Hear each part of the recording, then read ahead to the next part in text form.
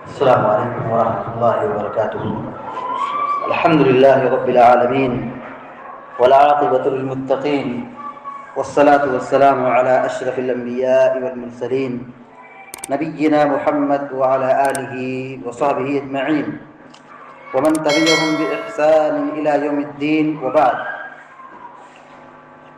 فقال النبی صلی اللہ علیہ وسلم: من سبح الله دبر كل صلاة 33 وحمد الله 33 وكبر الله 33 فتلك 99 وقال تمام 100 لا إله إلا الله وحده لا شريك له له الملك وله الحمد وهو على كل شيء قدير غفرت له خطاياه وإن كانت مثل زبد البحر۔ رواه مسلم۔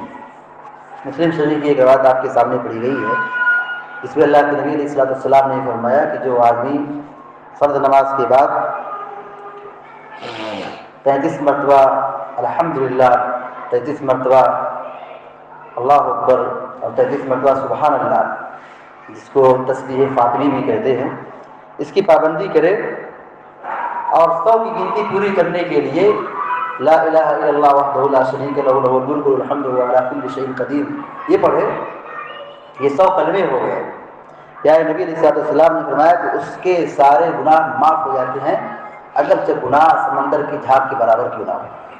بہت ہی عظیم ذکر ہے سبحان اللہ، الحمدللہ، اللہ اکبر 33 مرتبہ پڑھنا، یا اللہ اکبر کو 34 مرتبہ پڑھنا، یہ بھی ثابت ہے، صحیح حدیث میں ہے۔ 100 کی تعداد مکمل کرنا ہے ذکر کر کے، اس کی اتنی بڑی فضیلت ہے کہ اللہ کے نبی علیہ السلام نے فرمایا کہ سارے گناہ معاف ہو جاتے ہیں اگر سمندر کے جھاگ کے برابر کیوں نہ ہو۔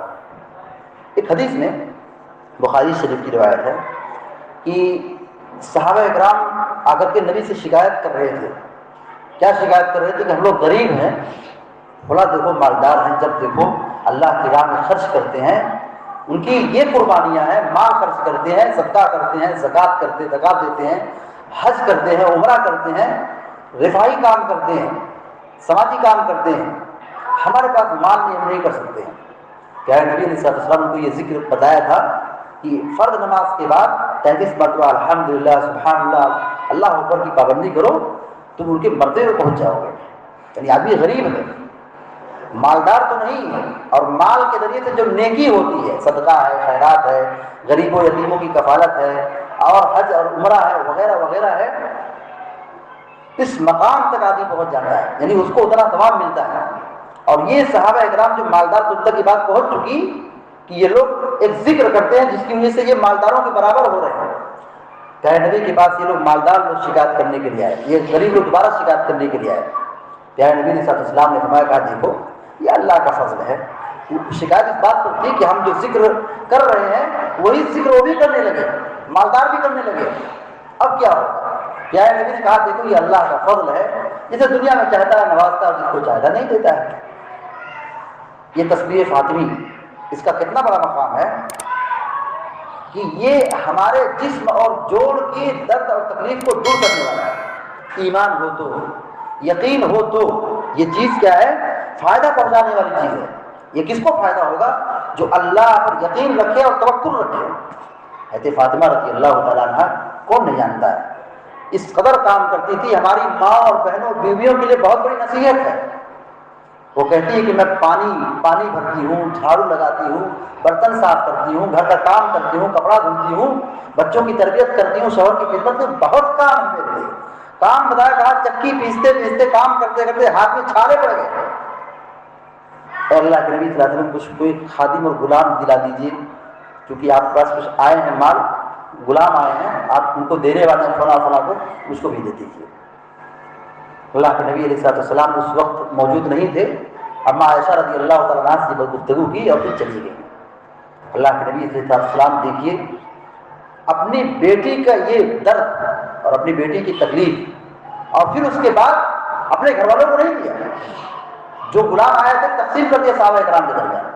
ہمارے یہاں تو ماحول ایسا ہے، ہم ذمہ دار، تو ہمارا گھر بننا چاہیے۔ امام الانبیاء رحمۃ اللہ علیہ کی رحمت دیکھیے، اپنے گھر والوں کو، قریبی لوگوں کو دور رکھا، محروم کر دیا، اور عشاء کی نماز کے بعد اپنے گھر میں نہیں آئے. آپ کا معمول تھا کہ آپ اپنے گھر میں آتے تھے.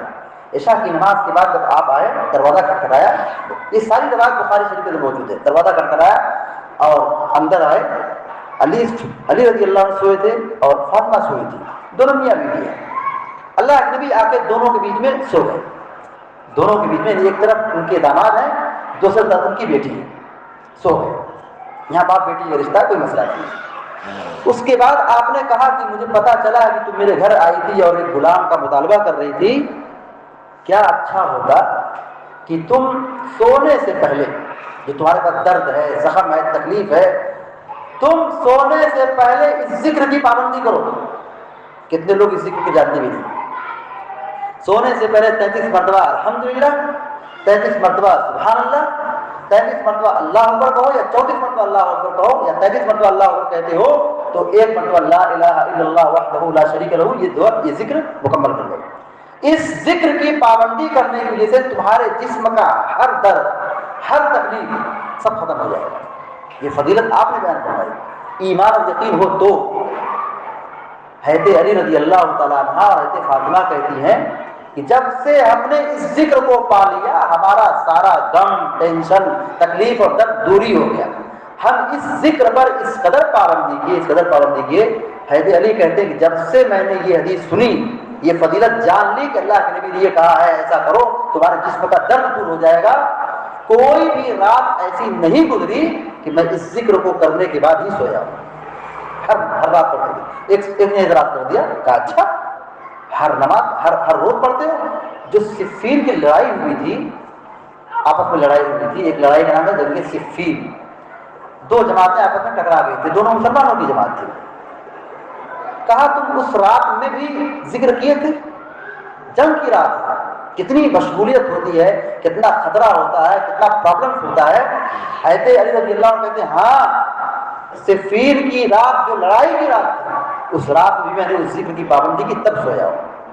یہ صحابہ اکرام کا مزاج تھا, سنت کی پابندی تھی. ہم سب کی ذمہ داری بنتی ہے کہ ہم سنت کو سیکھیں, ان اذکار کی خاص طور سے پابندی کریں. لیکن ماحول ہمارے یہاں ایسا ہے, مسلمانوں کے یہاں سلام پھیرے اور بدعت و خرافات کے چکر میں لگ کر کے اجتماعی دعا کرتے ہیں. آیت الکرسی پڑھنے کی فضیلت ہے. یہ اذکار ہے, ہر فرض نماز کی بات ہے, آیت الکرسی پڑھو. نماز کے بعد کے اذکار کی پابندی کرو. یہ 33 مرتبہ 34 مرتبہ اذکار میں بتایا کہ 100 مرتبہ کی عدد گنتی پوری کرنی ہے. 33 مرتبہ الحمدللہ سبحان اللہ اور 34 مرتبہ اللہ اکبر, اس کی پابندی نہیں. جو سنت میں ہے, جو احادیث میں ہے, جو نبی صلی اللہ علیہ وسلم کی تعلیمات میں ہے, اس کی پابندی نہیں ہے. اور پھر جو صبح و شام کی جو دعائیں ہیں, اس کو لوگ ہاتھ اٹھا کے دعا کرتے ہیں, جو مانگتے ہیں. کسی کو کیا مانگنا ہے, کسی کو کیا ضرورت ہے, بس امام صاحب نے ہاتھ اٹھا دیا تو سارے لوگ ہاتھ اٹھا دیے. یہ غلط طریقہ ہے. اللہ رب العالمین سے دعا کرتے ہیں کہ اللہ تعالی ہم سب کو ہدایت دے اور سنت کی توفیق دے, اور جب تک دنیا میں زندہ رکھے ایمان اور یقین پر اور ایمان اور سنت پر ہم سب کو باقی رکھے, اور ہمارا خاتمہ ہو کہ ایمان کا ہمارا خاتمہ ہو. آمین رب العالمین. اقول قولی ھذا واستغفر اللہ لی ولکم ولسائر المسلمین فاستغفروہ انہ هو الغفور الرحیم. وصلی اللہ علی نبینا محمد وعلی آلہ وصحبہ اجمعین. السلام علیکم ورحمۃ اللہ وبرکاتہ.